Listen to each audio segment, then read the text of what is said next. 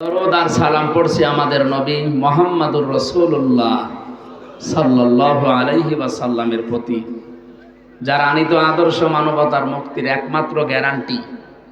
এ পর্যন্ত বলেই আমরা শেষ করে দিই। তা আসলেই যে এটা একমাত্র গ্যারান্টি মানবতার মুক্তির, এটা আমাদের বাস্তবে অনেকের জীবনে নেই। কি কথা বলেন এখন? আজকে যিনি প্রধান অতিথি আছেন, যদি ওনাকে বলা হয় যে এই গ্রামের 20 জন মানুষের তালিকা উনি করেছে, যে 5,000 করে টাকা দেবে।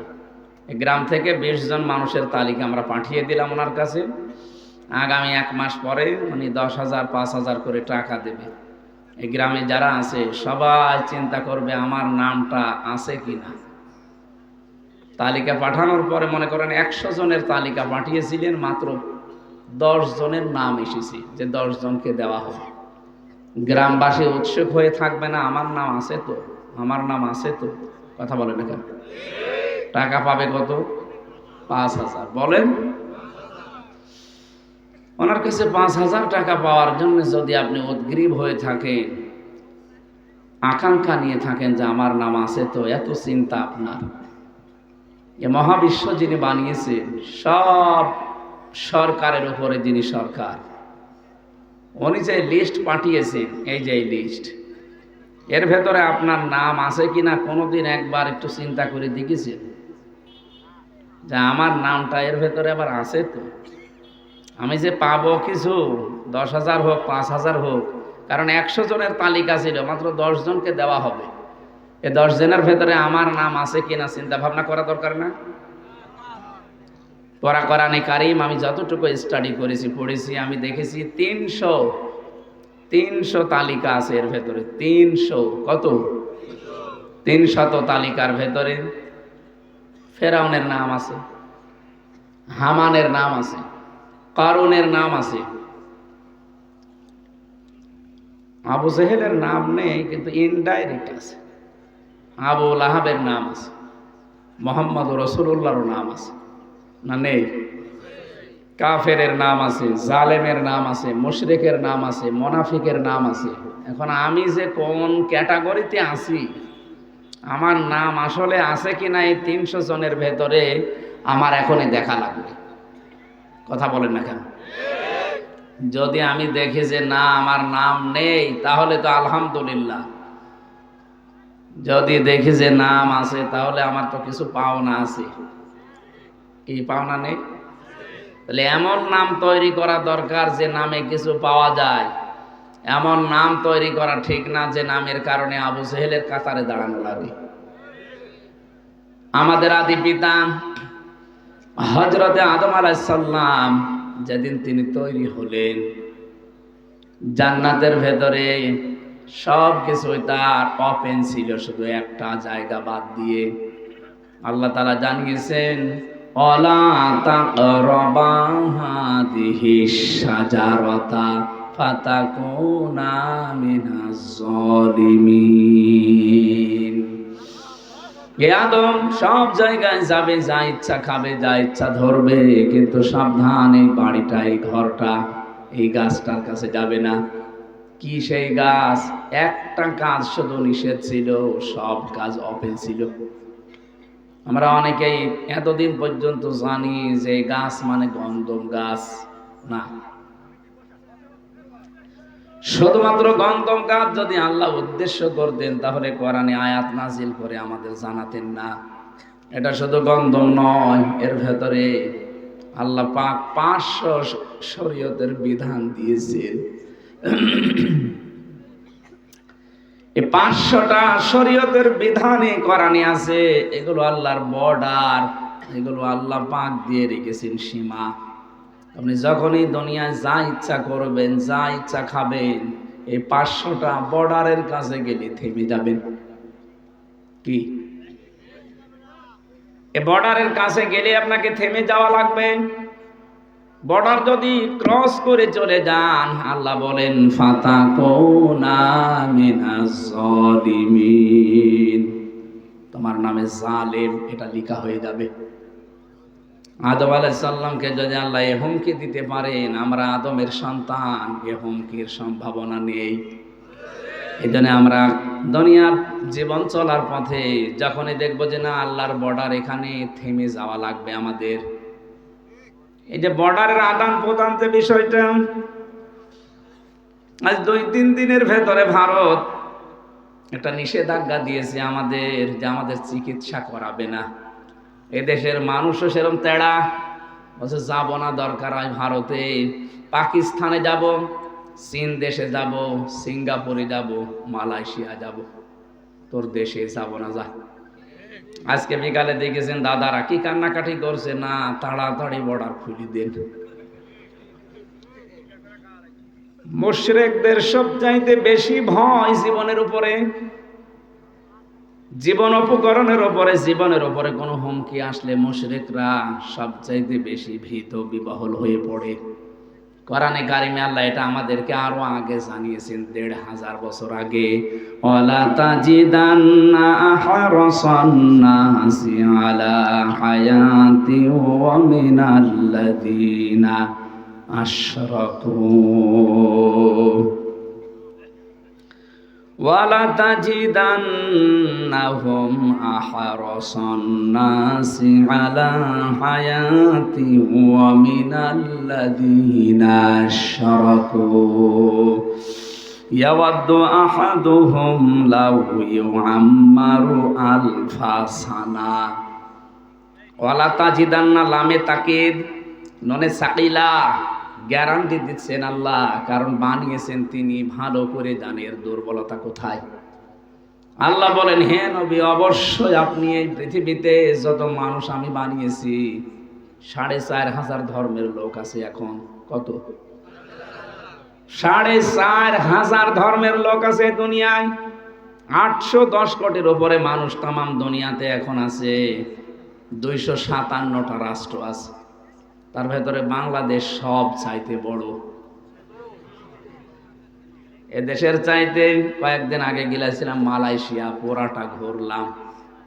এই দেশের চাইতে মালয়েশিয়া 8 ডবল বড়। এদেশের চাইতে সৌদি আরবে ছিলাম, 14 ডবল বড়। এদেশের চাইতে আমাদের দাদাদের দেশটা 29 ডবল বড়। এই দেশের চাইতে আমেরিকা প্রায় 59 ডবল বড়। 59টা বাংলাদেশ পাশাপাশি রাখলে যত বড় হবে, আমেরিকা একাই অত বড়।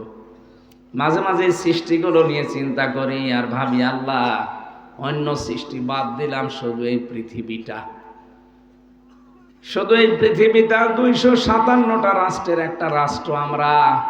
এখানে 64টা জেলা আছে, 630টা থানা আছে। বাংলাদেশে কুষ্টিয়া একটা জেলা, সদর একটা থানা। এ থানায় কতগুলো গ্রাম আছে, এর ভেতরে আমার এই থানা পাড়াটা একটা পাড়া। এই পাড়ায় কত হাজার হাজার মানুষ আমরা আছি, তার ভেতরে আমি হামজা একজন। বাংলাদেশ বাদ দিলাম, পুরা পৃথিবী বাদ দিলাম, শুধুমাত্র থানা পাড়ায় একটা জায়গায় 3-4 কাঠা জায়গার উপরে আমি থাকি। এতটুকু মানুষ আমি, বিশাল সৃষ্টির তুলনায় আমি তোমার কাছে কি? কিছুই না। আমার নিজের শরীরের ভেতরে আল্লাহ যা দিয়েছে এগুলো আমার কন্ট্রোলের বাইরে না। আমার হাত আমার কথা শোনে? হ্যাঁ, শোনে।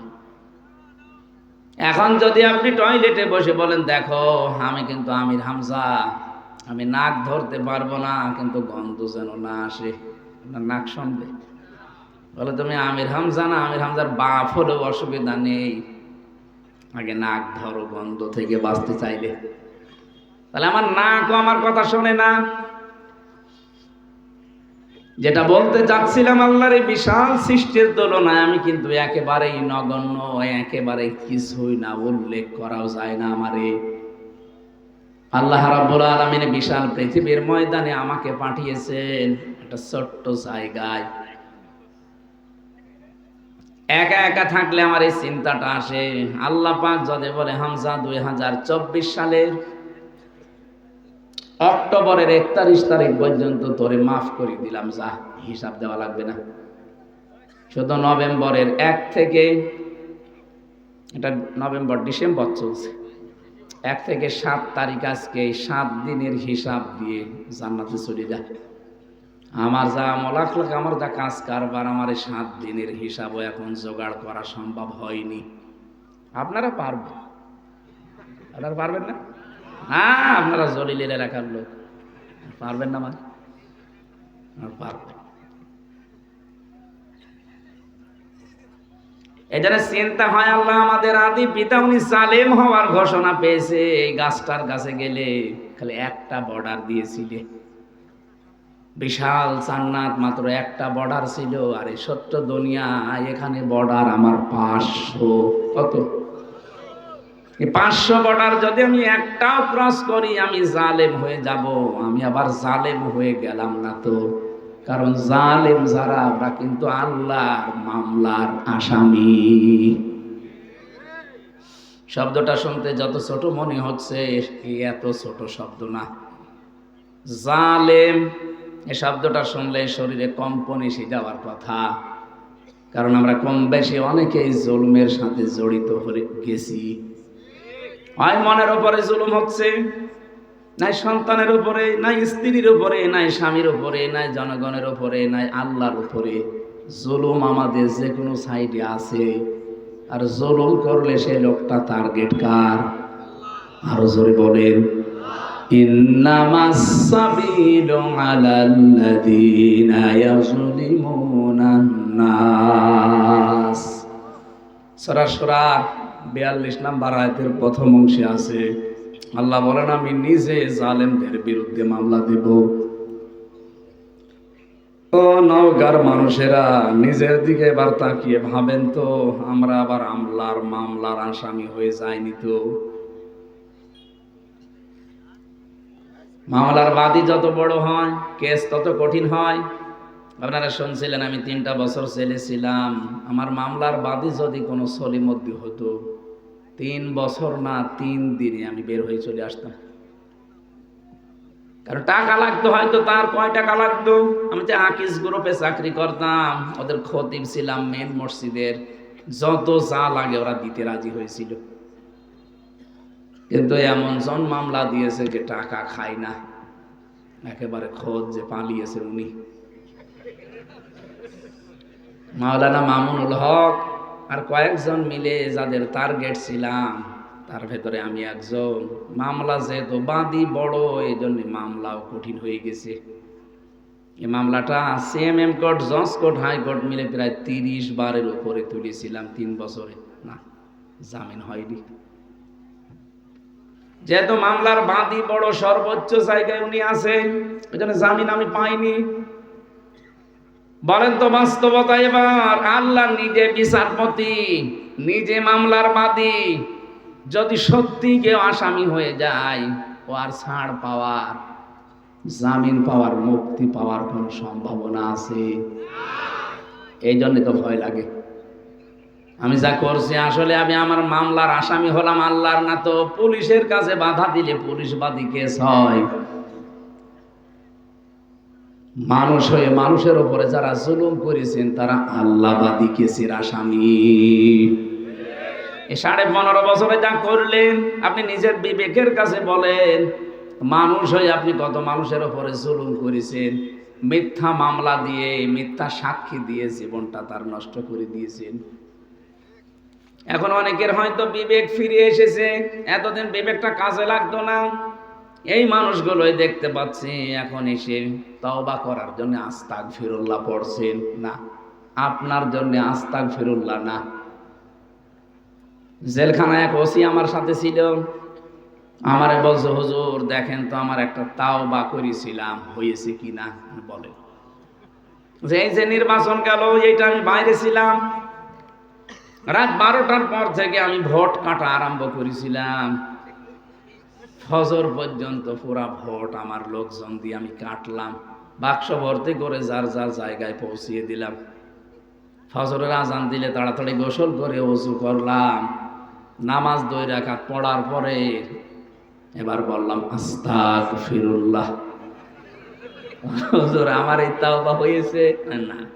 আমি তখন ফাঁসির কন্ডেম সেলের ভেতরে, ও দেখা করতে গেছে, শুনেছে আমির হামজা এসেছে, যে বলছে আমার যে তাওবা, এ তাওবা কত দূর গেল, না কোনো জায়গায় যায়নি।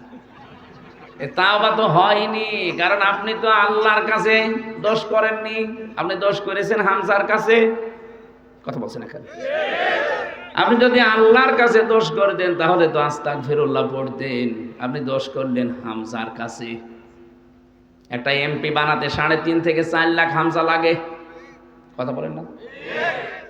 আপনি আমাদের রায় বাদ দিয়ে নিজের মন মতো করে জালেমকে টিকিয়ে রাখতে গিয়ে এই কাজ করলেন, আর এখন বলছেন আস্তাগফিরুল্লাহ।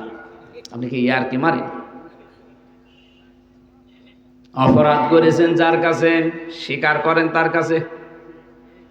আপনাকে মাপ পাওয়ার একটাই শুধু বুদ্ধি এখন আছে, আপনি 3.5 থেকে 4 লাখ হামজার কাছে যে ভুল স্বীকার করবেন যে আমার ভুল হয়ে গেছে। কথা বলেন না কেন? আমরা যদি মন থেকে বলি ঠিক আছে ভুল হয়েছে হয়েছে মাফ করে দিলাম, তারপরে আপনি মাপ পাবেন। কিন্তু ভয়ঙ্কর বিষয় হচ্ছে এই কয় বছরে অনেক হামজা কবরে চলে গেছে। আপনি তাদের কাছে মাপ চাবেন কি করে? এইটাই তো খারাপ কথা। আপনি তাদেরকে পাবেন না দুনিয়ায়, আর ফিরেও তারা আসবে না, মাফও চাইতে পারলেন না। এজন্য কারো কাছে যদি অন্যায় কেউ কিছু করে থাকেন, বেশি দেরি না করে তাড়াতাড়ি ক্ষমাটা চেয়ে নেবেন, কারণ হতে পারে দুনিয়ায় আর কোনোদিন তার সাথে আপনার দেখা হবে না। শুধু এক ওসি না, 15.5 বছরে যারা জুলমের সাথে স্বীকার করেছেন যে হ্যাঁ আমরা করেছি, এখন আপনার বাঁচার উপায় একটা মাত্র রাস্তা আছে। যার যার ক্ষতি করেছেন, কাউকে মিথ্যা মামলা দিয়ে, মিথ্যা সাক্ষী দিয়ে, চাঁদাবাজি করে, কথা বলছেন এখানে, কাউকে খুন করে, গুম করে, আয়না ঘর বানিয়ে, যার সাথে যা করেছেন আপনি তার কাছে গিয়ে আপনি বলবেন যে ভাই আমি এই করেছিলাম, আমার ভুল হয়ে গেছে। দ্বিতীয় নম্বরে আপনার যে ক্ষতি হয়েছে 15.5 বছরে, এই ক্ষতিপূরণ আমি দিতে চাই। কেউ যদি বলে আমার 10 লাখ টাকা ক্ষতি হয়ে গেছে, যে আমার বিনা কারণে ধরে আপনি প্রায় 32 লাখের মতো টাকা আমার বাবার কাছ থেকে নিয়েছেন, ওই মামলার আয়ু এখন মাঝে মাঝে বলে হুজুর মাফ করে দিয়ে, মাফ করতে পারি, টাকা ফেরত দিন। হ্যাঁ মাফ করে দেব, টাকা ফেরত দেন, তারপরে মাফ। আপনি টাকা দেবেন না, বলবেন হুজুর মাফ করে দিন। টাকাগুলোকে আমার গাছের পাতা ছিল আমার বাবা। শুধু আমি একা নাই ভিকটিম, যত ভিকটিম এই বাংলাদেশে আছে তাদের কাছে গিয়ে বলবেন যে আমি এই ক্ষতি করেছিলাম, আপনাকে মিথ্যা একটা মামলা দিয়েছিলাম, মিথ্যা সাক্ষী দিয়ে আপনাকে আমি 2 বছর জেল খাটিয়েছি, 5 বছর জেলে রেখেছি, রাগ কন্ট্রোল করতে না পেরে কোনো স্বার্থের কারণে, এখন আপনি আমারে মাফ করে দেন। উনি যদি বলে মাফ করতে পারি, আপনার কারণে 2 বছর 5 বছর জেল খেটে আমার 20 লাখ টাকা লস হয়েছে, ওই টাকাটা দেব, আপনাকে ওই ক্ষতিপূরণ দেওয়া লাগবে। এরপরে বলবেন আস্তাগফিরুল্লাহ। তাছাড়া আপনার ওই আস্তাগফিরুল্লাহ ওসির মতো কত দূর উঠলো দেখেন তো, উঠবে না, মাথার উপরেও যাবে না। কত হাজি হজ করে আসে, আলহাজ লেখে নামের আগে, ওই মানুষগুলোর হজ বাংলাদেশে আসার কথা দূরের কথা, জেদ্দার বিমানবন্দরও আসে না। জেদ্দার বিমানবন্দরে আসবেন, বিমানে উঠবেন, আবার এসে শাহজালালে নামবেন, তারপর তো হাজি না, ও বিমানবন্দরে রেখে চলে গেছে। কারণ যাওয়ার সময় যে টিকিট কেটে গিয়েছিল ওইটা হারাম টাকার টিকিট, ছেলের নামে সব লিখে দিয়ে মেয়ের নামগুলো ফাঁকি দিয়ে বলছে মা তোর জন্য দোয়া করে দিলাম। এটা একটা নির্ভেজাল শয়তান। যারা মানুষের জমি ফাঁকি দেন, শরিক ফাঁকি দেন, আপনার 2টা ক্ষতি হবে। 1 নম্বরে ওই শরিক ফাঁকি দেওয়ার সম্পদ আপনি কোনোদিন ভোগ করতে পারবেন না। 2 নম্বরে মরণের সময় আপনি যতই বুজুর্গ দাবি করেন, ঈমান নসিব হবে না, বেঈমান হয়ে মরবেন। এই যে দরবেশ যেটা সালমান এফ রহমান, কি বড় বড় দাড়ি দেখেছেন, পরে বাঁচার জন্য দাড়ি কেটে নম হয়ে গিয়েছিল। 36,000 কোটি টাকা মারি কাটি 7টা ব্যাংক থেকে। এই লোকটার মাথা থেকে পা পর্যন্ত মাঝে মাঝে তাকালে দেখতাম আল্লাহ, মানুষ এত সুন্দর হয়, অত চরিত্র যে এত খারাপ, অন্যের এক বউ নিয়ে আল্লাহর রাস্তায় কাজ করছে। আপনি দেখেননি এক ব্যবসায়ী বউ নিয়েছে, কত নিচে নামতে পারে মানুষ, দাড়ি কেটেছে রসুলের, মানুষ জিজ্ঞাসা করছে আপনি এই কাজ করলেন, দাড়ির ওপরে পোস্ট দিলেন, আপনি মানুষ। ও ফতোয়া দিয়েছে, বেশি ফতোয়া দেবেন না আমার কাছে, দাড়ি রাখা সুন্নাত আর জান বাঁচানো ফরজ। আমি সুন্নত কেটে জান বাঁচানো ফরজ আদায় করেছি। বাঁচার জন্য নৌকা ধরেছিলাম, কিন্তু নৌকা আমারে ডুবিয়ে দিয়েছে। এই লোকটার মাঝে মাঝে আমার চিন্তা হয়, যখন আদালতে তোলে, বলেন তো এই যে নামাজ পড়া, রোজা রাখা, হজ করা, ও হজে যে দেখতাম ওই কাবা শরীফের পাশে যে টাওয়ার, হিলটন টাওয়ারে থাকতো। জমজম টাওয়ারে, যেখান থেকে কাবা শরীফ সবসময় দেখা যায়, যেখানে 22 লাখ 25 লাখ টাকা খরচ হয় হজে, এই জায়গায় যেয়ে থাকতো। কি কি বিশ্বাস নিয়ে কি করেছে আমি জানি না, অথচ এই লোকটা সারাটা জীবন যা করেছে, দেখেন একটা সম্পদ এখন আর ভোগ করতে পারছে না, এখন এই মাটির ফ্লোরে থাকা লাগছে। 2 নাম্বার, এই ধরনের মানুষ যেহেতু 32-36 হাজার কোটি টাকা মারিং কাটিং করেছে, এক জীবনে আপনি গুনিয়েও শেষ করতে পারবেন না। তার মানে এই অবৈধ টাকাও জীবনে ভোগ করতে পারলো না, এক ক্ষতি। 2 নম্বরে, ও মারা যাওয়ার সময় ও ঈমান পাবে না, ও যতই নামাজ পড়ুক, রোজা রাখুক আর হজ করুক, ও বেঈমান হয়ে মরবে। আমরা যেন এরকম কিছু না হই। এতটুকু যদি শেষ হয়ে যেত হাদিসের ভাষ্য, আমি সত্যি এটা বলতাম না। দুনিয়ার ময়দানে যারা অবৈধভাবে ইনকাম করবে, এরা মারা যাওয়ার পরে এদের এই অবৈধ সম্পদগুলো এদের ছেলে, এদের মেয়ে, এদের অধীনস্থ যারা আছে তারা খরচ করবে। ভালো রাস্তায় আল্লাহ খরচ করতে দেবে না, এগুলো আরো অবৈধ কাজে ব্যয় করাবে। তখন ফ্ল্যাক্সি লোড হয়ে, বিকাশ হয়ে আপনার কবরে যাবে। এখন যদি বলেন আমার বিকাশও নেই, নগদও নেই, ফ্ল্যাক্সি আমি জানি না, এমনি খুলে যাবে নগদ। আপনি যান কবরে, দেখবেন এমনি বিকাশ খুলে গেছে, শুধু যাবেন আর ফ্ল্যাক্সি হতেই থাকবে। এখানে জমি জায়গা যারা ফাঁকি দেওয়ার এই ধান্দায় আছেন, যারা করছেন, এক্ষুনি আপনি পাল্টান। কার জন্য কি করছেন আপনি বলেন তো? আপনার সন্তানটাকে, আপনার স্ত্রীকে খুশি রাখার জন্য, সুখে রাখার জন্য তো করেন নাকি? আমার আপনার মতো পাগল, আমার আপনার মতো বোকা এই পৃথিবীতে আর কেউ নেই যে বোকামি আমি করছি, পাগলামি আমি করছি। কোরআনে কারিমে এই কথাটা আমাদেরকে আল্লাহ বারবার শিক্ষা নেওয়ার জন্য জানিয়েছেন। আমাল হায়াতুদ দুনিয়া ইল্লা মাতাউল গুরুর। ও পৃথিবীর মানুষেরা, কি হয়েছে তোমাদের? দুনিয়ার জীবন কিন্তু ধোঁকা। দুনিয়ার জীবন কি? কথা বুঝতেছেন? আল্লাহ বলেন, সন্তান আদি তোর জন্য ধোঁকা, তোর মা বাবাও ধোঁকা, তোর স্ত্রীও ধোঁকা। এই ধোঁকার পেছনে থেকে বিশাল আখিরাতটা নষ্ট করে ফেলিস না। ধোঁকার আমি একটা উদাহরণ দিচ্ছি, একটু মিলান, ভালো করে শুনবেন। এই ছেলে, আবার ওঠো কি করতে? একটু কাটসাট করে একটু বান্দাল দেয়, আর বেদের মেয়ে এসে ভেঙে দেয়। এবারে ওঠেন, আপনি দেখেন, এক থাপ্পড় দেবে।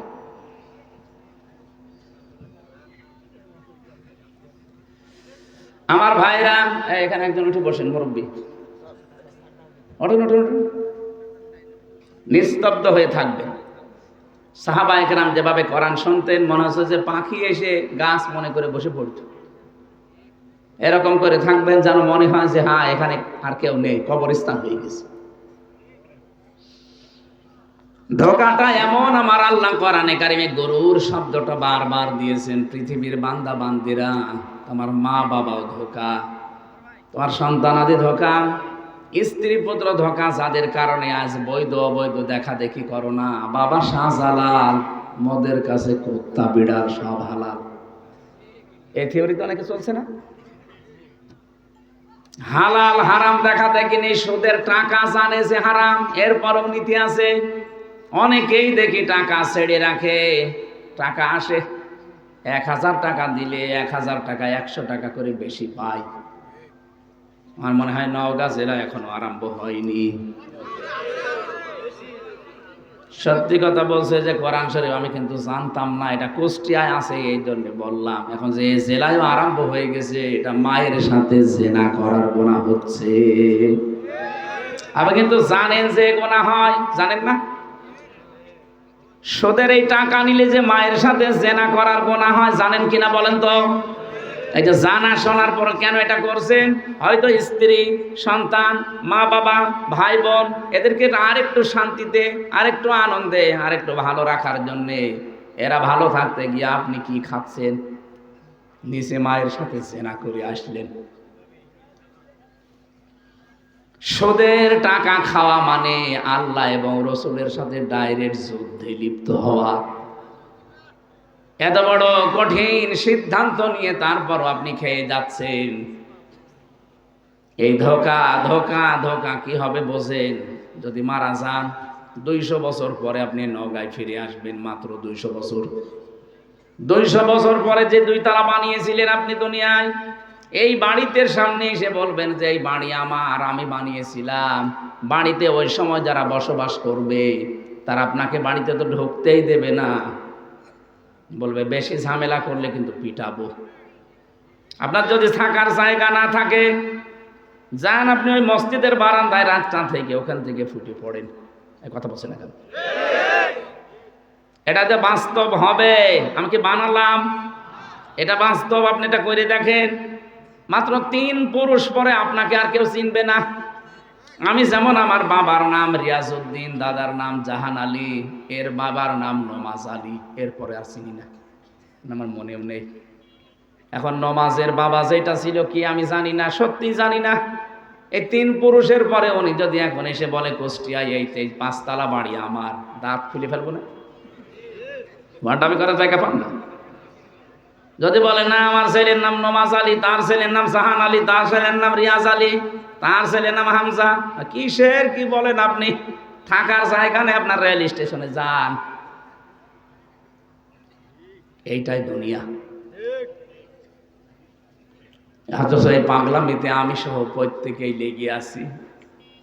এই ঘর এখন কাটছে না, ঘর কাটবে একদিন, কিন্তু কাটার পরে তখন আর লাভ হবে না।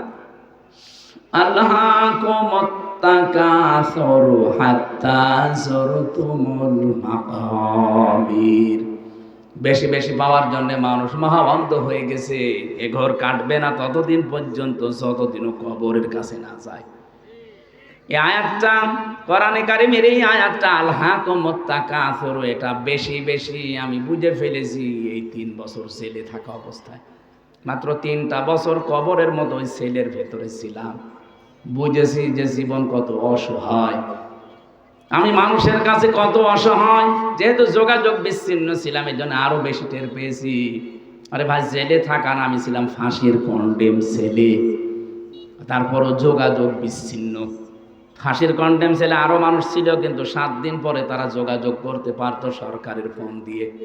আর আমার আর মামুনুল হককে একেবারে 3 বছর যোগাযোগ বিচ্ছিন্ন। কেউ আমাদের সাথে দেখাও করতে পারবে না, আমরাও কারোর সাথে কথা বলতে পারবো না। এটা কবরের মতো জায়গায়। সত্যি কবে টাকা আসবে বাড়ি থেকে তাও জানি না। এই যে অসহায় আল্লাহ বানিয়ে দিয়েছিল, আমার মনে হয় এই কারণে যে আমি উপলব্ধি যেন করতে পারি দুনিয়ার জীবন কি সত্যি। এই যে কোরআন আমার সামনে হাত দিয়ে বলছে, আমি বুঝে ফেলেছি পৃথিবীর জমিনটা আসলেই ধোঁকা। কি অসহায় হয়েছিলাম ওই আয়না ঘরে, যে 10 দিন মাটির নিচে ছিলাম। মানুষ যে এত অসহায় হতে পারে, কেউ নেই আমার আশপাশে, মনে হচ্ছে আমি আসলেই কবরে আছি। এমনিতেই মাটির নিচে এক অন্ধকার, এরপরে রাতের এক অন্ধকার। যখন ওরা লাইট বন্ধ করে দিত, মনে হচ্ছে সত্যি আমার নিজের শরীরের পশম পর্যন্ত আমি দেখতে পাই না।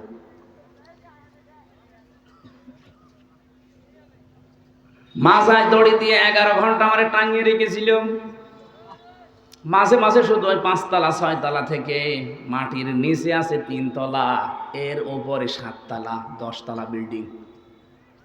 মাঝে মাঝে উপর থেকে শুধু ওই টেলিফোনে ওই বক্সের মাধ্যমে আওয়াজ আসতো, ওই খালি এই আওয়াজ আসতো। 1-1.5 ঘন্টা 2 ঘন্টা 3 ঘন্টা পরে একটা আওয়াজ আসতো, অথচ আমার পা উপরে, মাজায় দেওয়া দড়ি। তখন নিজেকে এত অসহায় মনে হতো, আল্লাহ দুনিয়ায় কবরে নেই, তারপর মাটিতে আছি আমি, অন্তত এখন আমি কথা বলতে পারছি। এই অবস্থায় যদি আমাকে এত অসহায় তুমি করে দিতে পারো, সত্যি যদি কবরে চলে যাই, না জানে আমি কি অসহায় হয়ে যাব। আল্লাহ রাব্বুল আলামিন এই কথাটা আমাদেরকে বিভিন্ন আয়াত দিয়ে স্মরণ করিয়েছেন। আজকের আয়াতে ওইটাই আছে, ইয়াউমা তাআতি কুল্লু নাফসিন তুজাদিলু আন নাফসিহা। সেই দিন প্রতিটি মানুষ আমার আল্লাহর সামনে যখন দাঁড়াবে, প্রত্যেকেই তার আত্মপক্ষ সমর্থনের জন্য যুক্তি তর্ক পেশ করবে। আল্লাহ, আমি এই কারণে এই করেছিলাম। কিছু মানুষ বলবে, আল্লাহ তোমার বিধান আমি মানি নাই। হ্যাঁ, আমার যুক্তি আছে, কি এত সন্তানাদি দিয়েছো, তাদের কারণে তোমার হুকুম আমি মানতে পারিনি, তোমার যে সেজদা দেব সময় পাইনি। আল্লাহ পাক বলেন, সঙ্গে সঙ্গে আমি ডাক দেব হযরত ইয়াকুবকে। তার 12টা সন্তান ছিল। কয়টা বলেন? ডাক দিয়ে বলবে, ওই বেটা, তোর চাইতে আমার এই বান্দার সন্তান অনেক বেশি ছিল। তোর তো 2টা 4টা 6টা, এর তো 12টা ছেলে ছিল, 12টা আরো মেয়ে ছিল। বলতো আমার বিধান কোনদিন সন্তানের ওসিলা দিয়ে অবজ্ঞা করেছি, মেয়ে মানে নাই, এমন কোন রেকর্ডের জীবনে আছে? এ যদি চলতে পারে আমার বিধান মতো, সন্তান থাকার পরও তুই কেন পারলি না? আপনি বলেন তো, আপনি নিজে কি জবাব দেবেন? কিছু মানুষ বলবে, আল্লাহ আমার সম্পদের কারণে রাষ্ট্রের দায়িত্ব ছিল, এই জন্য আমি পারি নাই। আল্লাহ সুলাইমান নবীকে ডাক দেবে যে এর চাইতে তোর সম্পদ বেশি ছিল, তামাম দুনিয়া তাকে চালাতে দিয়েছিলাম আমি। বাংলাদেশ না, শুধু তামাম দুনিয়া, প্রত্যেকটি পশু পাখির ভাষা, জিনদের ভাষা পর্যন্ত নবী বুঝতো, কত দায়িত্ব ছিল তার। এরপরও কোনোদিন আমি আল্লাহর বিধান সে লঙ্ঘন করে নাই। আপনি আত্মপক্ষ সমর্থনের জন্য কোন দলিল, কোন যুক্তি তর্ক নিয়ে যাবেন? যা নেবেন আল্লাহ সব খণ্ডন করবে, আপনার চাইতে ওইরকম মানুষ দিয়ে। বলবে, আল্লাহ আমি অসুস্থ ছিলাম, শারীরিক ভাবে পারি নাই। আইয়ুব নবীকে নিয়ে এসে বলবে, এর চাইতেও বেশি। আমার এই বান্দাটাকে আমি 18 বছর পর্যন্ত অসুস্থ করে রেখেছিলাম, তোরে কয় বছর দিয়েছি? হযরত আইয়ুব নবীকে আল্লাহ 18 বছর পর্যন্ত একাধারে অসুস্থ করে রেখেছিলেন। ওয়া আইয়ুবা ইযনাদা রাব্বাহু আন্নী মাসানিয়া মুররু ওয়া আনতা আরহামুর রাহিমিন। স্মরণ করো আইয়ুব আলাইহিস সালামের কথা। সে যখন তার রবকে ডেকে বলেছিল, মাবুদ আমি তো অসুস্থ, তুমি তো রহমানুর রহিম, 18টা বছর আজ আমাকে পোকা খাচ্ছে, আমার স্ত্রী যতগুলো ছিল শুধু একজন বাদ দিয়ে সব চলে গেছে, আমার সন্তানাদি আমাকে ঘৃণা করে সব আমার কাছ থেকে চলে গেছে, কেউ আমার কাছে নেই। আল্লাহ আমাকে এতদিন পোকা খেয়েছে, কোনোদিন কিছু বলি নাই, কিন্তু আজকে দেখতে পেলাম সকালে আমার জহব্বায় পোকা লাগা আরম্ভ হয়ে গেছে। আল্লাহ আমার এই জহব্বা যদি নষ্ট হয়ে যায়, পোকা খেয়ে ফেলে, তোমার মতো দয়ার নাম আমি কি দিয়ে ডাকবো? তুমি দয়া করে আমার পোকা জহব্বায় দিও না। আমাদের অনেক অভিযোগ আছে আল্লাহর প্রতি। এই সমস্ত মনীষীদের, এই সমস্ত নবীদের, রাসূলদের জীবনের দিকে তাকালে কিছুই না আমাদের। ওনাদের যা আল্লাহ পরীক্ষা দিয়েছিলেন 100 ভাগের 1 ভাগও আপনি পাননি। জেলখানার ভেতরে কাউকে আমি 22 বছর বিনা কারণে পড়ে থাকতে দেখেছি, তার তুলনায় তো আপনি কিছুই করেননি। বলতে পারেন না তার দোষ, আর কোনো দোষ নেই, খালি ইসলাম মানা এটাই দোষ। মাওলানা জুয়েল সাহেব পড়ে আছে, এনায়েতুল্লাহ জুয়েল, আজ 22-23 বছর চলছে, বিনা কারণে এই মুশরিকদের কথা মতো তাকে আটক করে রেখেছে। মাওলানা সাইদি সাহেব জীবনে 13টা বছর কাটিয়ে গেল এক ঘরের ভেতরে। তার যে স্যাক্রিফাইস, ওনার যে স্যাক্রিফাইস, মাওলানা জসিমউদ্দিন ভাই 12 বছর কাটিয়ে আসল, ওনার যে অবস্থায় রেখেছিল আপনি কাঁদবেন। আমার রেখেছিল, কষ্ট দিয়েছে, কিন্তু আমার চাইতে 100 গুণ কষ্ট তার বেশি। একটা ব্লকে 5 বছর একাধারে কারো সাথে কথা বলতে দেয়নি। টের পাচ্ছেন কত কঠিন বাস্তবতা? চিন্তা করেন তো, 5 বছর এক ঘরের ভেতরে কেউ কারো সাথে কথাও বলবে না, ওর সাথে দেখাও করবে না, ওই দূর থেকে খাবার শুধু ঠেলে দিয়ে আসত। কিন্তু চোখে চোখে চোখ পড়লো না, কথা বলা যাবে না, সিসি ক্যামেরায় দেখছি। এই মানুষগুলোর তুলনায় আমার জীবনে আমি মাঝে মাঝে মনে করি কিছুই হয়নি। এরপরও আল্লাহ আমাকে আবার সব কিছু ফিরিয়ে দিচ্ছে। আমার মা বাবা এখনো ঠিক আছে, আমার স্ত্রী এখনো ঠিক আছে, সন্তান 2টা ছিল, বের হওয়ার পরে আর একটা সন্তান আল্লাহ দিয়েছে। জমি জায়গা বাবার যা ছিল হয়তো কিছু তছনছ হয়েছে, কিন্তু এখনো ঠিক আছে।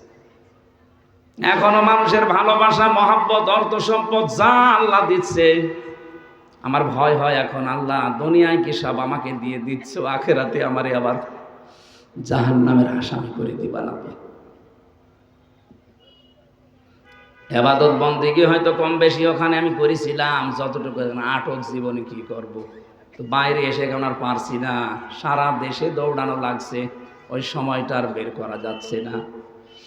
ও নওগাঁবাসী, আমি আমার জীবন নিয়ে চিন্তায় আছি। প্রত্যেকেই যদি আমরা নিজে যুক্তিতর্ক পেশ করব, কিয়ামতে আল্লাহ সব খণ্ডন করে দেবেন। বলেন তো, এবার আমি অসহায় হয়ে দাঁড়িয়ে আছি আল্লাহর কাছে।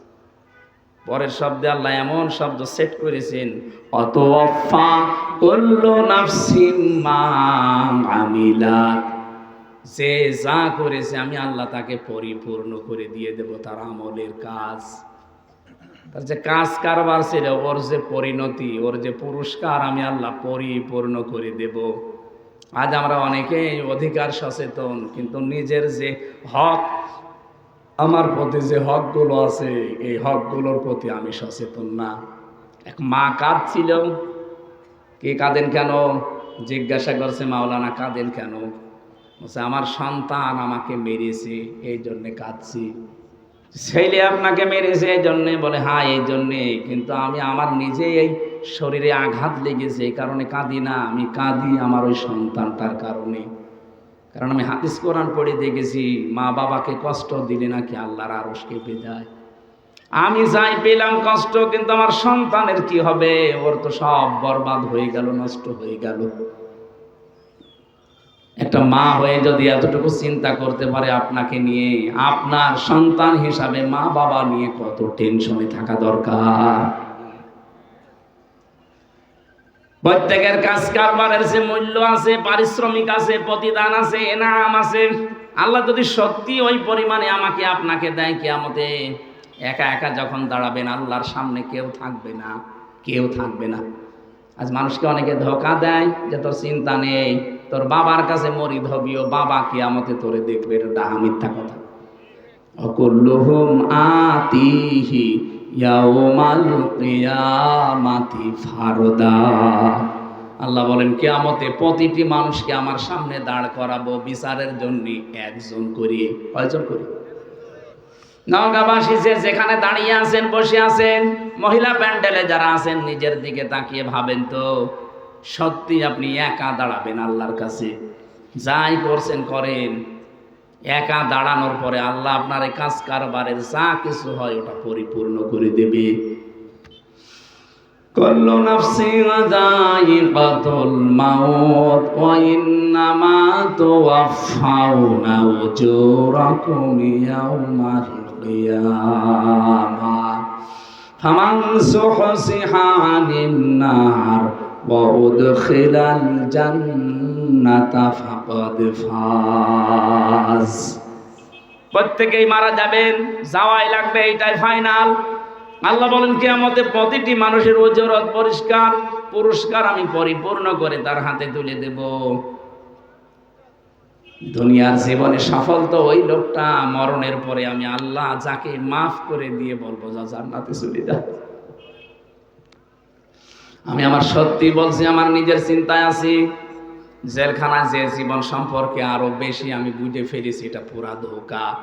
এখনই মারা গেলে যেই সন্তান, যেই স্ত্রী, যেই মা বাবার জন্য আমি বৈধ অবৈধ দেখি না, আল্লাহর কসম করে বলছি আজকে রাতে স্ত্রীকে যদি বলেন যে আমি মারা গেছে তোমার স্বামী, তুমি যে খাটের উপরে আসো শুধু রাত, খাটের নিচে তারে রেখে দেব।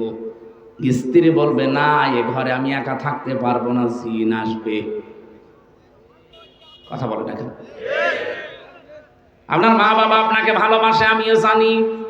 ওকে যদি বলেন যে সন্তান আপনি পেটে নিয়েছিলেন, জন্ম দিয়েছেন, এ মারা গেছে, এখন আপনারা যে খাটে থাকেন এই খাটের নিচে আপনার সন্তানটাকে মাটি দেওয়া হবে, সারা জীবন এখানে থাকবে। যতই ভালোবাসে মা বাবা, জীবনেও রাজি হবে না। এই হচ্ছে দুনিয়া। এটা কি আল্লাহ আমাদের প্রত্যেককে সত্যি দুনিয়ার ধোঁকা সম্পর্কে তুমি সচেতন হওয়ার তৌফিক দান করো, বলেন আমিন। মাঝে মাঝে ভাবি আল্লাহ তুমি সত্যি যদি আমাকে যা করছে এগুলো দিয়ে দাও না, আমার ভার বোঝা বহন করা সম্ভব না। কারণ আমার 33 বছর জীবনে আমি যা করেছি আমি তো জানি। আমার জীবনটা যদি এখনই তোমার সামনে দেওয়া হয়, আমি আয়াতের তাফসীর পড়তে গিয়ে এক লোকটা বাজারে গেছে, সদাই করার পর বাজার কমপ্লিট করার পরে বাজার দোকানদারকে একটা টাকা দিয়েছে, 100 টাকার নোট। উনি ওলট পালট করে দেখে বলছে যে নেন, এটা চলে না, অচল। কি বলেন আপনি? এর ভেতরে যে দাগ থাকার কথা ওইটা নেই, আপনি নিয়ে যান, আপনাকে আমি চিনি, অন্য সময় এসে দিয়ে যাবেন। যেই বলেছে অচল, চলে না, ও সেন্সলেস হয়ে গেছে। লোকজন এসে বলছে এই দোকানদারকে মেরেছেন, বলছে না, আগে হুঁশ ফিরান। বাতাস দিয়ে পানি দিয়ে যখন হুঁশ ফিরেছে বলছে কি এ দোকানদার আপনাকে কি মারধর করেছে, অপমান করেছে? বলছে কিচ্ছু বলে না। আপনি এরকম অজ্ঞান হয়ে গেলেন কেন? লোকটা বলছে দেখেন, আমি বাজার করেছিলাম, এ টাকার নোটটা দিয়েছিলাম, এটা দেওয়ার পরে ওলট পালট করে দেখে বলছে এটা অচল, চলে না, এর ভেতরে যে দাগ থাকার কথা ওই দাগটা নাকি নেই। আমি সঙ্গে সঙ্গে চিন্তা করলাম আমারও তো 100 টাকার একটা নোট আছে, তার নাম হায়াত। তার নাম কি? আমার 50, 60, 70, 80, 90 বছরের একটা হায়াত আল্লাহ আমাকে দিয়েছিল। আমি যদি সত্যি এখন মারা যাই, আল্লাহ যদি আমার হায়াতটা নিয়ে বলে বান্দা এটা অচল, কারণ এর ভেতরে শিরিক পাওয়া যাচ্ছে, এর ভেতরে মানুষকে ঠকানোর গোনা পাওয়া যাচ্ছে, এর ভেতরে মানুষের উপরে জুলুম করার গোনা পাওয়া যাচ্ছে। তোমার যে আমল নাম আমি দেখতে পেলাম, তোমার যে জীবন, এটা নিয়ে আমার জান্নাতে যাওয়া যাবে না, এটা অচল, যাও। তখন আমার কি হবে চিন্তায় আমার সেন্সলেস হয়ে গেছে। তাদের জীবন নিয়ে চিন্তা ভাবনা, আর আমাদের কোথায় আছি আমরা? সম্মানিত মা বোনেরা, আমি আপনি স্ত্রী হিসাবে আপনার সাথে আমি ভালো ব্যবহার করি এই কারণে যে এই ব্যবহারটা দিয়ে যেন আমার জান্নাত তৈরি হয়। আমার সন্তানের অধিকারগুলো আমি আদায় করি এই কারণে যে আমার এই অধিকার আদায়ের কারণে কিয়ামতে যেন আমার জান্নাত তৈরি হয়। কিন্তু এই বলে আমি আপনাদের মুখে হাসি ফোটাতে কোন হারাম পথ বেছে নেব আমার মতো পাগল দুনিয়ায় নেই। আমি কি বোঝাতে চাইলাম বুঝেছেন? অতওয়াফা কুল্লু নাফসিন মা আমিলাত, পরিপূর্ণ করে দেওয়া হবে। দুনিয়ায় যে যা কাজ করেছে তার কাজের যে ভার ওইটা আল্লাহ দিয়ে দেবে। অহুম লা ইউসলামুন, কিন্তু কারো উপরে জুলুম করা হবে না। আল্লাহ পাক যে বিচার ব্যবস্থা সাজাবে, আমি আয়াতের তাফসীর বলছি, আল্লাহর বিচার ব্যবস্থায় কোনো জুলুম, কোনো অবিচার নেই। কি আল্লাহর অবিচার আছে? আল্লাহ যদি অবিচার করে আপনি জান্নাত পাবেন? বলেন না কেন? আল্লাহ যদি ন্যায় বিচার করে, না, তাও পাওয়া যাবে না। না, আল্লাহর বিচারে তো অবিচার নেই। ন্যায় বিচার করলো আপনি ধরা খাবেন, ন্যায় বিচারও বাঁচতে পারবেন না। আলেক বান্দা বলেছিল হ্যাঁ আমি বাঁচবো, আমি 1000 বছর ইবাদত করেছি, রোজা রাখা অবস্থায়, তাও দিনের বেলা রোজা রেখে জিহাদ করলাম আর রাতের বেলা তাহাজ্জুদ পড়লাম, আমার 1000 বছর আমি পেয়ে যাব জান্নাত। আল্লাহ তাকে ঘুমের ভেতরে স্বপ্নে তালিকা দেখিয়েছে, কিয়ামত কায়েম হয়ে গেছে। ফেরেশতাকে বলছে ওকে শুধু একটু জাহান্নামের যে জায়গা দিয়ে গরম ওঠে ওখান থেকে ঘুরিয়ে নিয়ে আয়। ওখানে এক ধরন দিয়েই ওর পানির পিপাসায় কলিজা ফেটে যাচ্ছে। ডাক দিয়ে বলে ভাইরা আমি খুব অবস্থা খারাপে আছি, একটু পানি দেন। পানি দিতে পারি, 1000 বছর যা করেছে অর্ধেক দিয়ে দেওয়া লাগবে। দিয়ে দিলাম। যা পানি পান করার পরে প্রসাবের চাপ দিয়েছে। ফেরেশতারা আমার তো প্রসাব করার জায়গা লাগবে, বলে না এখানে সে ব্যবস্থা নেই, করে দিতে পারি, বাকি যে ইবাদত আছে 500 বছরের ওইটাও দেওয়া লাগবে। আমার জীবন বাঁচে না, আমার শরীর অসুস্থ হয়ে পড়ছি, জান দিয়ে দিলাম। প্রসাব করার পরে আল্লাহ যেন ডাক দিয়ে বলে বান্দা 1 গ্লাস পানি ভেতরে ঢোকালে আর 1 গ্লাস পানি বের করলে, এর বিনিময়ে 1000 বছরে যা করেছিলে সবই তো দিয়ে দিলে। আমি তোমাকে কিছুই দেইনি, কিন্তু 1000 বছর প্রতিদিন 1 গ্লাস করে পানি তো খেয়েছো। প্রতিদিন এক গ্লাস পানির জন্য 1000 বছরের ইবাদত দেওয়া লাগবে, এরপরে জান্নাতে যা। এই জন্য আল্লাহ যদি সত্যিই কারো কাছে ন্যায় বিচারও করে, কেউ বাঁচতে পারবে না, সব ধরা খাবো আমরা। একটা বুদ্ধি আছে, আল্লাহ পাক যদি মাফ করে দেয়। এখানে কাবা শরীফ যারা তাওয়াফ করেন দেখবেন ষষ্ঠ চক্কর দেওয়ার সময় রুকনে ইয়ামিনী থেকে হাজরে আসওয়াদ এই জায়গাটা একটা দোয়া পড়া লাগে, আল্লাহুম্মা ইন্না আলাইয়া হুকুকান ফিমা বাইনি বাইনিকা। হে আল্লাহ, আমি তোমার গোলাম বলছি, তুমি আমার মালিক হিসাবে আমাকে যা যা পাওয়ার সব দিয়ে দিয়েছো, কিন্তু তুমি যে আমার মালিক হিসাবে আমি তোমাকে কিছু দেব, কিচ্ছু দিতে পারিনি। একটা জিনিস আমার কাছে আছে, তুমি আমারে মাফ করে দাও। বিশ্বনবী নিষ্পাপ হওয়ার পরও প্রতিদিন এইটা 100 বার করে পড়তেন, আল্লাহুম্মা হাসিবনি হিসাবান ইয়াসীরা। আল্লাহ তুমি যাই করো আমার হিসাবটা সহজ করে দিও। সাহাবী প্রশ্ন করলেন, হুজুর হিসাবা ইয়াসীরা কারে বলে? বিশ্বনবী বলেন, আল্লাহ যাকে মাফ করতে চাইবে ওই বান্দাটাকে আলাদা করে এক জায়গায় নিয়ে ঘিরে ফেলবে কুদরতের চাদর দিয়ে। লক্ষ কোটি কোটি মানুষের সামনে থেকে চোখের আড়াল করে ফেলবে তাকে ঘিরে ধরে আল্লাহ নিজের সামনে দাঁড়িয়ে ওকে বলবে, এটা করেছিলি, এটা করেছিলি, এটা করেছিলি। লোকটা তো সব কিছু সামনে দেখতে পাবে ভিডিও ক্লিপ আকারে। মাথা নিচু করে বলবে, মাবুদ আমার ভুল হয়ে গেছে। সত্যি যা তুমি দেখালে সব আমার জীবনে আমি করেছি, আমার ভুল হয়ে গেছে। নবীজি বলেন, সঙ্গে সঙ্গে আল্লাহর রহমতের জরিয়ার ভেতরে জোশ পয়দা হয়ে যাবে। আল্লাহ ডাক দিয়ে বলবে, বান্দা কাউকে কিছু বলবি না, যা ধরে গোপনে মাফ করে দিলাম। এইটাই আমরাই চাচ্ছি। তাছাড়া ন্যায় বিচার আল্লাহ করলেও বাঁচতে পারবো না, অবিচার তো নেই। এই একটাই পথ শুধু খোলা আছে। কিন্তু ভয় হয় ওই লোকটার মতো, আল্লাহ যদি আমল নামাটা দেখে বলে, বান্দা এটা অসল, এর ভেতরে তোর বোনকে ফাঁকি দিয়েছিস সেইটা লেখা আছে। এরকম মানুষ নেই দেশে। এর ভেতরে সন্তানের হক আদায় করিস না, এটা লেখা আছে। এরকম অসল জিনিস নিয়ে তো আমার জান্নাতে যাওয়া যাবে না। এর ভেতরে এমন এমন জিনিস আমি তোর ভেতরে তুলে রেখেছি, দেখ তুই মহিলা, তুই নারী, তোর উপরে তোর স্বামীর যে হক ছিল তুই আদায় করিস নাই, তোর শ্বশুর শাশুড়ির হক ছিল আদায় করিস নাই। এরকম অসল আমল নামা নিয়ে তুই জান্নাতে যেতে পারবি না। সম্মানিত মা বোনেরা শুনতেছেন, আমি জানি, একটু বিবেক দিয়ে চিন্তা করেন তো কি হবে তখন আমার যতটুকু মনে হয় আমাদের 100 জনের 98 জন আমরা ধরা খেয়ে যাব। আমি যেন ধরা না খাই। এটা বাকি জীবন যেহেতু ধোকার জীবন, আজ হলো কাল হলো আমাকে মরাই লাগবে। কার জন্য কি করছি এই চিন্তাটা যখন আপনার সামনে স্পষ্ট হয়ে যাবে যে আমি কার জন্য কি করছি, তখন অন্তত হারাম কাজ আপনি ছেড়ে দিতে পারবেন, হালালের দিকে আস্তে আস্তে এগিয়ে যাবেন। হারাম কাজগুলো ছেড়ে দিয়ে হালাল কাজের দিকে যখন মানুষ এগিয়ে যেতে চায়, আল্লাহ বলেন, আল্লাযীনা জাহাদু ফিনা লানাহদিয়ান্নাহুম সুবুলানা ওয়া ইন্নাল্লাহা লামাআল মুহসিনিন। যারা আল্লাহকে পাওয়ার জন্য একটু চেষ্টা করে, আল্লাহ তাকে পথ দেখাতে হাজারো রাস্তা খুলে দেয়। আল্লাহ আমি সহ যারা এসেছি আমাদেরকে তুমি কিয়ামতে অপমান করো না, গোপনে এরকম ঘিরে একা একাই আমাদের মনের অজান্তে মাফ করে দিও, বলেন আমিন। যে যা করছি সামনের জীবনে আমরা হিসাব নিকাশ করে করব। এমন কিছু করব না যেটা আমি নিজে দেখলে আনন্দ পাই, অন্য দেখলে লজ্জা পাই। মোবাইলে এমন দৃশ্য রাখা যাবে না যে দৃশ্য নিজে দেখলে ভালো লাগে, আনন্দ লাগে, অন্য কেউ দেখলেই আমার লজ্জা লাগে। এরকম দৃশ্য নেই। এক কথা বলে না কেন?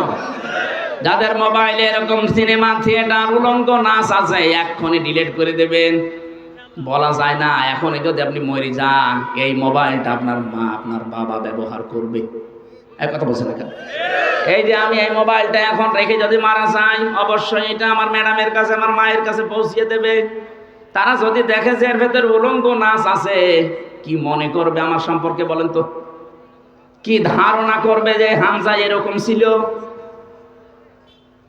যেহেতু কোনো গ্যারান্টি আমার হাতে নেই আমি বেঁচে থাকবো, এই মুহূর্তে থেকে যা আছে, যেটা নিজে দেখলে আনন্দ পান, অন্য কেউ দেখলে লজ্জা পান, এক্ষুনি ডিলিট করে দেন।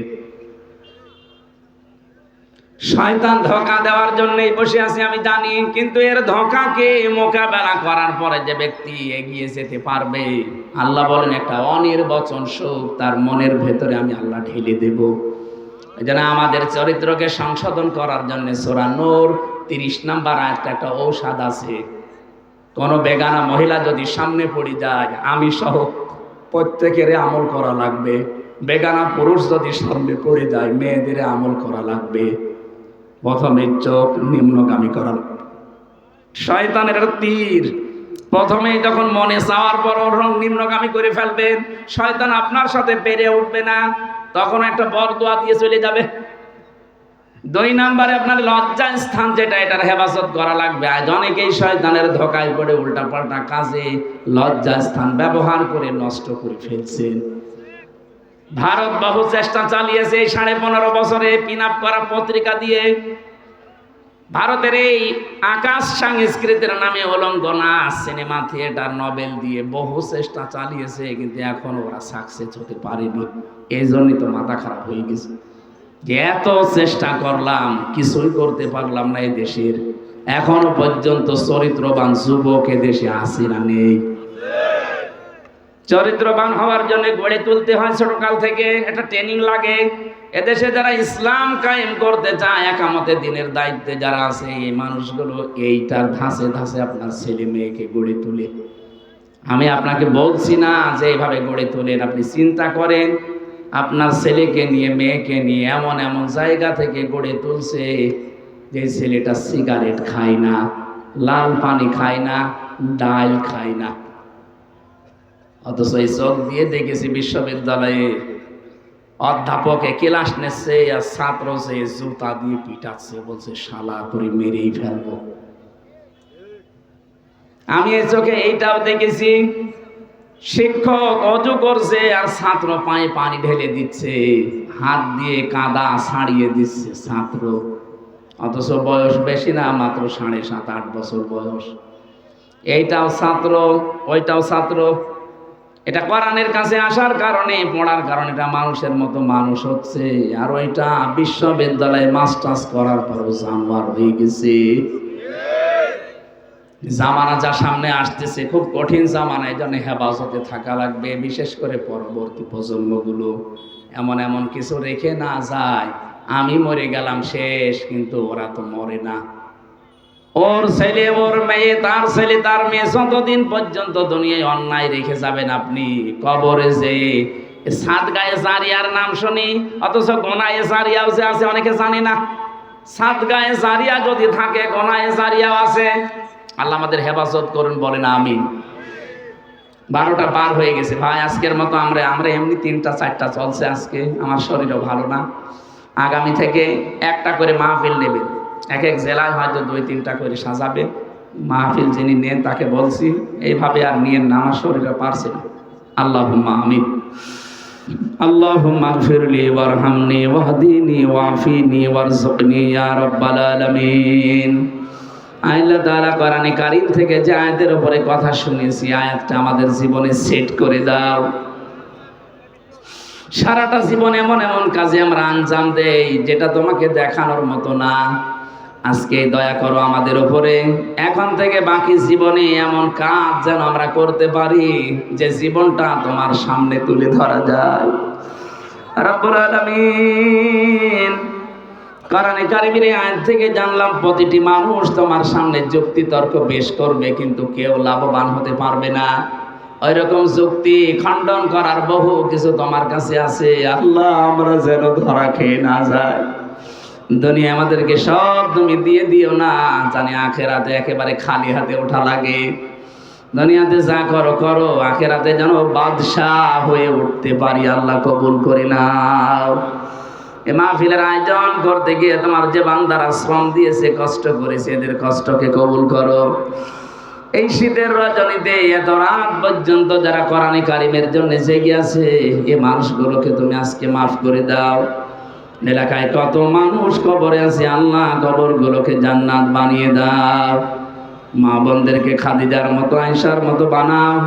রব্বানা হাব লানা মিন আজওয়াজিনা ওয়া যুররিয়াতিনা কুররাতা আয়ুনি ওয়াজআলনা লিল মুত্তাকিনা ইমামা।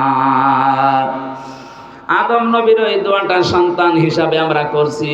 রব্বানা যালামনা আনফুসানা ওয়া ইল্লাম তাগফির লানা ওয়া তারহামনা লানাকুনান্না মিনাল খাসিরিন।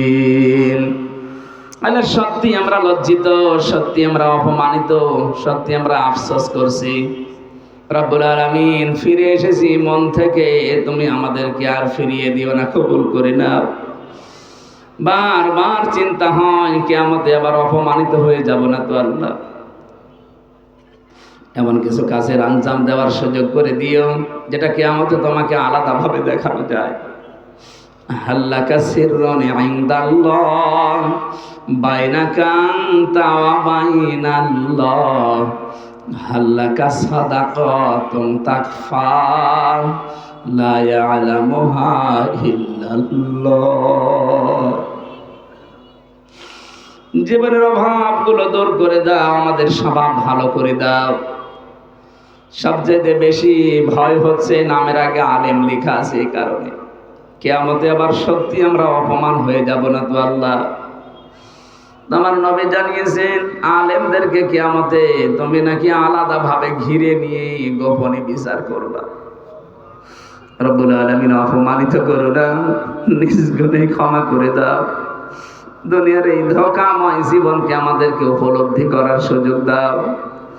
আমরা যেন হালাল হারাম এক করে না ফেলি। ওয়ালা তালবিসুল হাক্কা বিল বাতিলি ওয়া তাকতুমুল হাক্কা ওয়া আনতুম তা'লামুন। আল্লাহুম্মা গফিরলি ওয়ারহামনি ওয়াহদিনি ওয়া'ফিনি ওয়ারযুকনি ইয়া রাব্বাল আলামিন। আল্লাহুম্মা ইন্না নাজআলুকা ফি নুহুরিহিম ওয়া নাউযু বিকা মিন শুরুরিহিম। রব্বানা লা তুযিগ কুলুবানা বা'দা ইয হাদাইতানা ওয়া হাব লানা মিন লাদুনকা রাহমা ইন্নাকা আনতাল ওয়াহ্হাব। আল্লাহ, যে মানুষ করে বিশাল আয়োজনে বাসর ঘরের মতো সাজিয়েছে তোমার এই কোরআনের অনুষ্ঠানটা, এদের জীবনের যাদের অভাব আছে দূর করে দাও। যারা অসুস্থ আছে শেফায়ে কামেলা আজেলা নসিব করো। আগামীতে এই মাহফিলটা কোরআনের প্রচারে আরো বড় করে কবুল করে নাও। মাওলানা মুআজ্জিম অসুস্থ, সুস্থতা দান করো। আল্লাহ তাআলা, আমার বাবার কালকে অপারেশন হবে, আল্লাহ তুমি সাকসেস করে দিও। লা হাওলা ওয়ালা কুওয়াতা ইল্লা বিল্লাহিল আলিয়্যিল আযীম। সুবহানা রাব্বিকা রাব্বিল ইজ্জাতি আম্মা ইয়াসিফুন ওয়া সালামুন আলাল মুরসালিন আলহামদুলিল্লাহি রাব্বিল আলামিন। মরণ আসলেই যেন পড়তে পারি লা ইলাহা ইল্লাল্লাহ মুহাম্মাদুর রাসূলুল্লাহ। সালাম।